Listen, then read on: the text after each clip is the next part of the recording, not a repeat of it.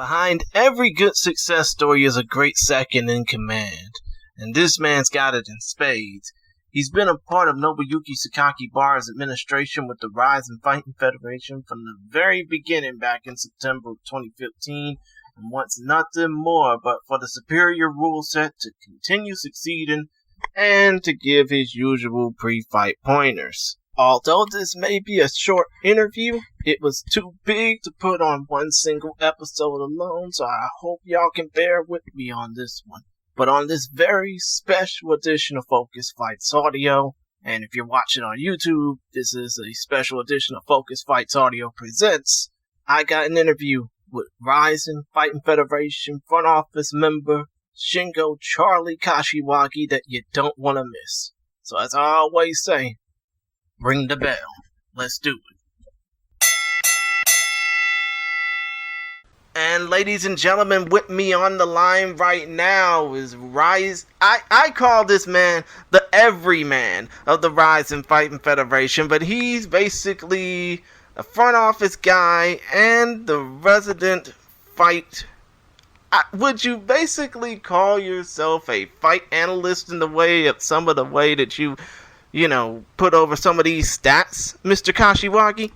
Hi, Christian. It's great to be here. First of all, thank you very much for having me on your show. Truly appreciate everything you do, and I appreciate your very detailed introduction here. I'm not quite sure if I would like to call myself an analyst. I mean, breaking down numbers and seeing what the fighters are characteristically, that's just part of, what comes with the job title. So, yes, I do like to throw around stats. Yes, I do like to watch the fights, and put the fights together. I do a little bit of everything, I guess.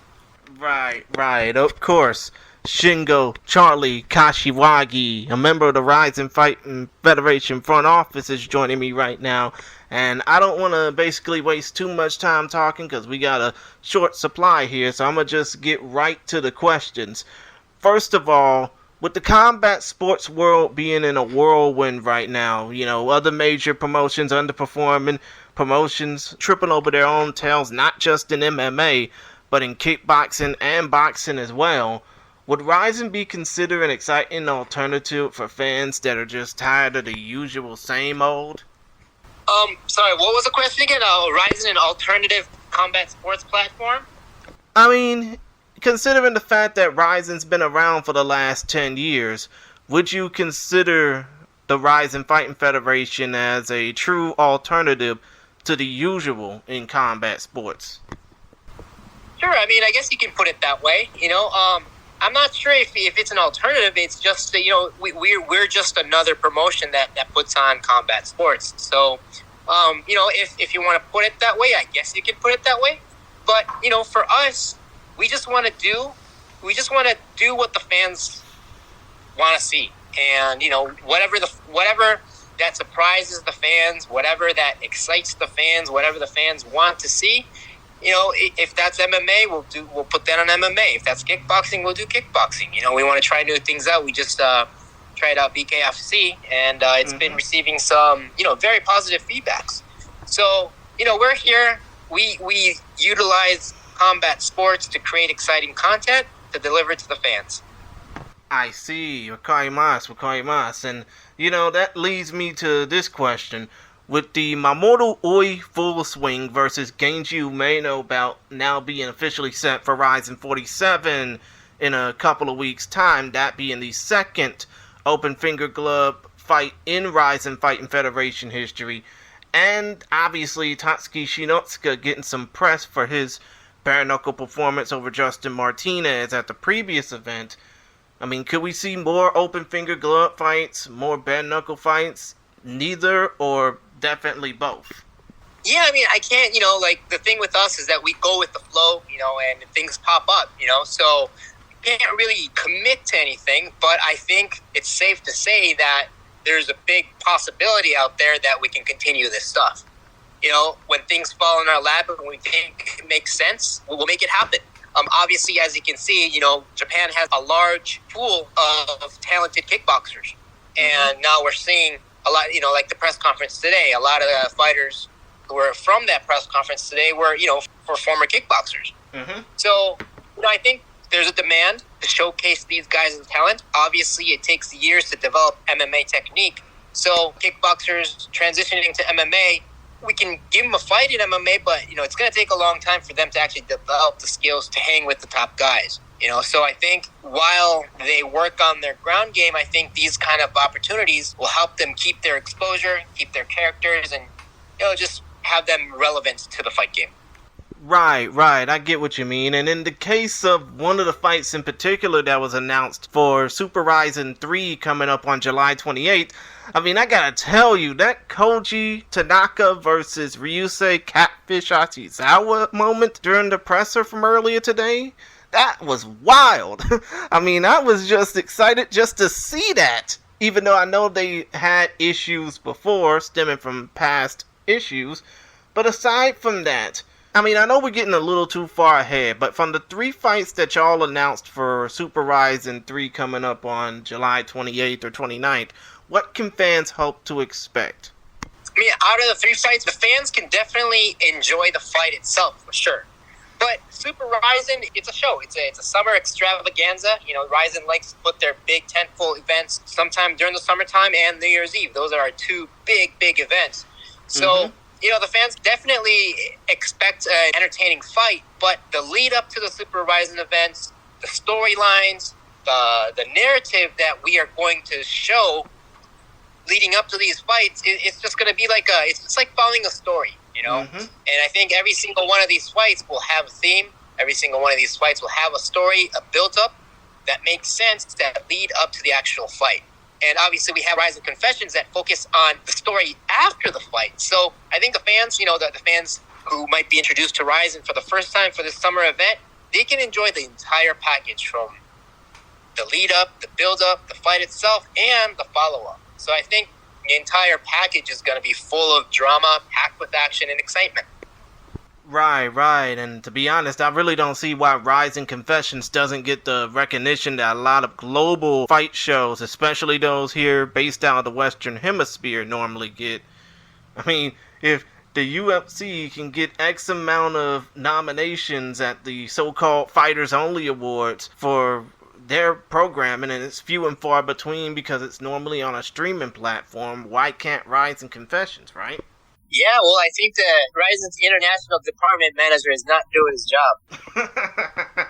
I see. Now, we mentioned that although Rising.TV is now an option for foreign fans, I mean, we mentioned, obviously, the international fan base is growing, has been for the last decade. But with Rising TV now in there, do you think that there will be more of a focus to cater to international fans as there are domestic fans, like translated VTRs, commentary options, either new commentary or none at all, or international events, etc.? Yes, sir, that's the idea. The more international fan friendly, the more international fan approach. A lot of the stuff that, we want to do, we want to make it easier for the international audience experience. So that's one of the reasons why we went to the app. We went to Rising.tv. It just makes sense. Just much more simpler Rising experience. I see. And I mean, come to think of it, I know that some people, and by some I mean a certain fan out in Southern California, is basically clamoring for a Grand Prix. I know that y'all not going to be doing that anytime soon, but with more partnerships, with more promotions, not just in Japan, but around the world, that aren't, supposedly the big 2 or 3, would be key to Rising's future successes? Oh, absolutely. I mean, we've been calling ourselves a federation from the very first day. Our doors are always open. We want to work with as many promotions as possible. We want to be the gateway to welcome anybody. So we still believe in the Grand Prix format. Obviously, because of COVID, we weren't able to bring in international talent. So we had to kind of focus on the domestic market using domestic fighters. Now that COVID's all gone, we're in post-COVID mode, we're slowly introducing the international talent back again. And we do believe it's I think a Grand Prix, a World Grand Prix is definitely due in Rising. I mean, come to think of it, it would make a lot of sense for y'all to do a Grand Prix because in addition to a lot of domestic Japanese talent during the pandemic. Myself and my podcast partner Andrew Benjamin were looking at some live events during the pandemic, and we kind of put our own spin to commentary over on Twitch about it. But still, though, we noticed that there were some international names, and by international I mean stuck in Japan because they couldn't leave. But still, though, it is kind of crazy when you think about it that now it will be 4 years since the pandemic. I think it's been 4 years since Rising 25 and 26, and now with more international fans than ever, I would not mind seeing an international event, if not like my Southern California compatriot who clamors for these says, a Grand Prix. Yeah, I agree with you. I think, right now, Rise is doing very good with the storytelling. We create very dramatic storylines, narratives, the fighters deliver, and everything's working. I think we have a nice working recipe here in Japan. But along with that, I think it is important to introduce talent from all over the world and being able to showcase to the Japanese audience that there are still a lot of badasses out there. There are so many killers out there. And it would be great to be the ones to be able to introduce them to the world through our World Grand Prix. I mean, when you look at like Tofik Musaev, he came from the World Grand Prix.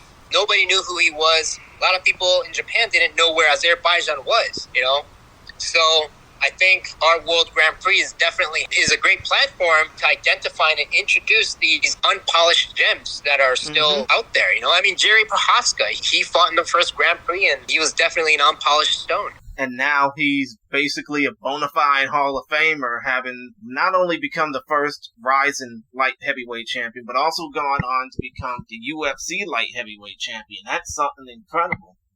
Now, when it comes down to the upcoming Rising 47 card, obviously you got fighters from Poland, from South Korea, from Kyrgyzstan. You even got an all-American battle that I'm really hyped up over in Johnny Case versus Bay Noah, and you obviously got Sergio Pettis versus Kyoji Horiguchi 2, and Juan Archuleta versus Kleber Koike, or as I call him still, Kleber Koike Erst. When you got fighters from all over the globe basically complaining about their deals not getting acknowledged, or wanting to get some more fights in them because they've been sitting on the sidelines for too long, could Rising be looking to reach out to some of these fighters? I know you can't say much about it, but still, though. Yeah, I mean, you pointed out very well. Rising 47 is a card.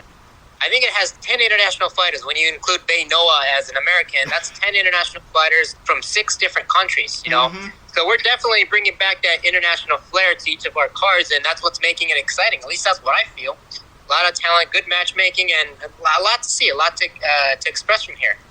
But to answer your question, we would definitely like to reach out, and it would be great, if we can be that platform for those fighters who are not getting the opportunities. But again, Rising, we probably do about 8 to 10 events a year, and we do have our regular fighters and whatnot. So it's gonna be kind of hard to keep everybody happy. I don't think that can happen.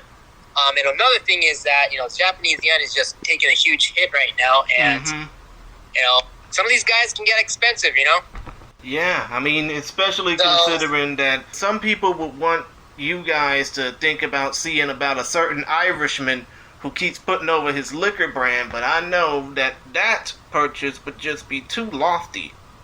Yeah, I mean, everything is possible. Like I said, Sakakibara-san is an extremely ambitious person, and he loves to surprise people. He's a true promoter. And if things make sense, he might start saying something crazy. When we first heard that we're going to do Floyd Mayweather, I thought he was crazy. But we made it happen, and, there's a lot that came out of it. So, you never know. You can never count that guy out. He is definitely a great promoter, and his head is full of crazy ideas all the time. He's constantly thinking of how to surprise people and how to wow people, how to bring that wow factor into our content. So, never count people out, but there's a fact that, the economy in Japan is not the greatest, I would say. I understand, especially considering the pandemic and how, especially after the Summer Olympics 3 years ago, the economy over there, I'm pretty sure, has taken a significant hit. Not just in the sports industry, but also in the entertainment industry, the anime, manga industry, pretty much everywhere, right? I can't really talk for the anime industry, the manga industry, because I don't know too much about it. Understood. But yeah, I mean, overall, like, I don't really know how to mention that. All I know is about the MMA scene. So, but I mean, Japan's getting a lot of tourists, a lot of inbound, and it may work out for us. I'm not quite sure. I mean, when it comes down to that, Gomen Asai, I'm sorry for even mentioning it, but one of the questions I ended up getting on Twitter X now, but still, one of the questions I ended up getting on Twitter was, this is directed to you in general, this is from Alberto Esquivel, how do you, Shingo, feel that Naoya Inoue, like Manny Pacquiao in the Philippines before him, can bring the entire country of Japan to watch something like boxing? And do you hope that something like an Asakura Brothers fight, or maybe this upcoming fight with Asakura versus Hiromoto at Super Rising could bring the potential Inoue-style audience, if Rising continues to deliver grandiose events like this? I think it's great. Naoya Inoue is a true monster. He's a true superstar. Like you said, he can bring the whole country together to root for him, So I think that's what combat sports are, even sports. That's what sports brings. It brings out nationalism. It brings the love for your own country, the pride for your own country. Yep. And, you want to support your fellow Japanese fighter. And, I think it's amazing that Inoue can bring that and kind of unite the Japanese people to watch one thing in one night. So to answer that question, yeah, I think if, it just requires a certain amount of stardom for that to actually happen. And that cannot be built overnight. It's years and years of promoting and, hard work and dedication. And that goes with the promoter itself, too.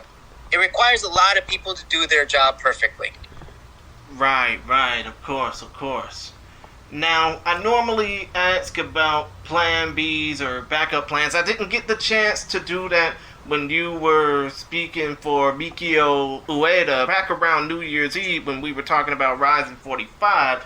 I mean, again, I talk way too much, but still though, considering, again, that Rising's coming up on 10 years of existence, they're going to supersede Pride FC's run by about a few months next year, and obviously Dream and Sengoku beforehand, but from your point of view, what do you think would be Rising's future goals, if not 1 year from now, maybe 5 years from now?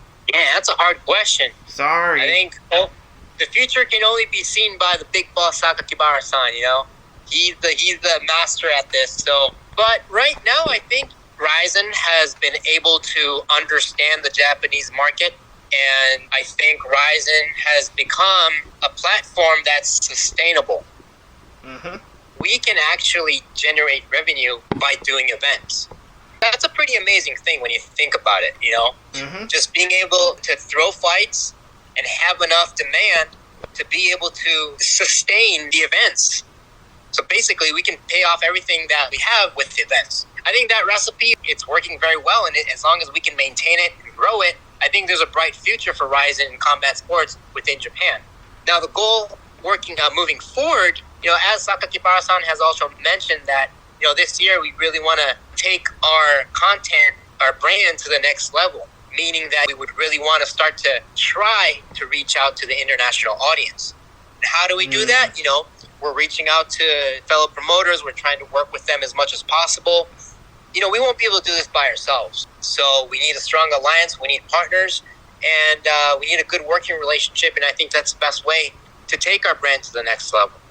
Understood. So to answer your question, yeah, I mean, ultimately it'd be great to be able to do regular international events regularly, instead of maybe once a year. Or I think there are many plans or many locations that we can consider. We have been invited by a few other countries, just like Azerbaijan, to do events there. Those ideas are on the table. Juan Archuleta has been very vocal about wanting to bring Ryzen to the U.S. So I've been to the U.S. I've done some presentations in the ABC Unified MMA Rules Committee. I know. I conference. mean, I think I've I done remember some presentations about the Ryzen rules and whatnot. I know right now going in it's going to be a long shot, but eventually, if we can do some Rise and ruled fights on U.S. soil, that would be something that we would definitely like to do, and I think it's definitely something worth trying.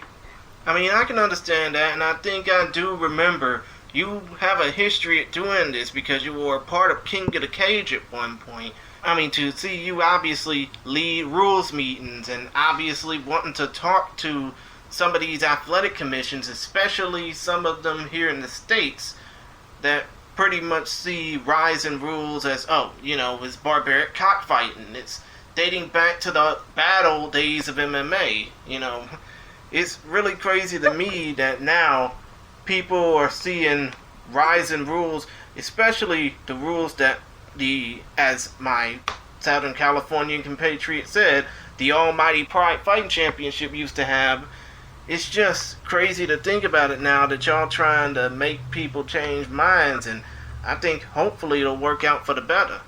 Yeah, as you said, I think it's all about perception, and it's all about how people take it. Everybody's conservative; they don't want to be the responsible ones, right? Mm-hmm. But again, commissions need events in their state to pay the bills. I mean, if you're really considered about fighter health and the greatness of the sport, I don't want to go on a rant here, but there are commissions that were like, oh, we're not going to allow anything outside of unified MMA rules. But hey, we see slap fighting championships, or power slap, or we see that power slapping, we see BKFC. I'm not saying that these are bad, but I'm just saying that these commissions are slowly changing their mind. Now, why are they particularly not allowing Rise and rules? I've talked to Andy Foster. He made it clear that I am not allowing soccer ball kicks in my state. He made it clear. So I'm like, that's cool. That's totally fine. I respect where they are. And so that means that if Ryzen wants to go to the United States under unified MMA rules, we are welcome all day. We can go there right now to do a well, not right now, but we can probably do a show in the United States if we do unified MMA rules. But now, come to think of it, perception is, I don't know. Come to think of it, I'm sorry for interrupting, Shingo, but there are certain cities where you can probably do that. You can do it in Honolulu, you can do it in Denver, you can do it in Atlanta. Those three cities represent states in Hawaii, Colorado, and Georgia that can legitimately work on something like that. Work on getting those rules more entwined in their state athletic commissions. Am I right? Oh, absolutely. You are absolutely right. It's just about how you present it. And like I said, it's a perception. I don't know who named the word soccer ball kick. That does not sound right. I think that sounds too violent. Soccer ball kick should not be the right word that we use when we make that presentation. Because when somebody says, oh, we allow soccer ball kicks, oh, that is freaking violent. You imagine somebody taking a full-on wind back and punting somebody in the face who's on the ground. That's what you imagine, right? When you say soccer ball kicks, that's what people imagine. They instantly have that image of a free kick or a penalty shot in soccer. But if anybody allows your opponent to fully punt themselves with a full-on wind-up kick to the face, they shouldn't be there to begin with. Whew. So that really doesn't happen in fight. Obviously, Christian, you've seen many Rise fights. How many fights that have ended in a soccer ball kick where they just a full-on punt? That never happens. You know that. I know. Right? I definitely know. Whoever made that soccer ball kick or named it didn't like those rules. Why can't we just call them grounded kicks to the head? Yeah, exactly. Why can't we say it that way, Exactly. That's what they need to be called. There are so many things that if you just change the wording and perception, it doesn't sound as bad and it makes much more sense. Because I know that soccer ball kicks to the, I even say it, grounded kicks to the head, grounded knees to the head of a grounded opponent, all that does is add more movement. Instead of making the fights boring. The fighters are, and you don't get all these fighters trying to be great actors. Like when you get kneed in the head in Ryzen, when you're on the ground, you take it. It's your fault. You suck it up and keep fighting. You don't look at the referee and say, oh, look, the referee's watching. Oh, maybe I should act. Maybe I should put on my Grammy Awards right now. Or an Oscar, Golden Globe, or Tony, but you get the picture. That doesn't happen. We want to see real fighters. We want to see real fighters fight to the end in a most realistic way. And what these rules give is that it prevents stalling. It prevents that acting, and it constantly keeps the fight active. The fighters are aware. Their opponent is aware. The referee is for sure aware. What these rules make is that it actually helps the referees be more focused, more active. And they need to pay a lot more attention because if you're not doing your job, someone's going to get punted in the face. And the referee does not want that. Nobody really wants that. We just put those rules in to make sure that fighters fight like fighters and behave like fighters. Right, of course. And if they can't behave like fighters in the rising ring or rising cage, what the hell are they doing? Maybe they can go sell some content or something elsewhere. Hey. Exactly. Yes, sir.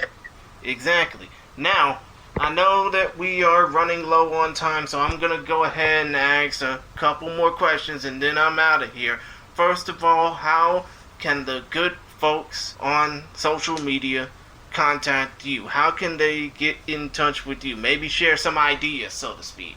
How would they be able to contact me?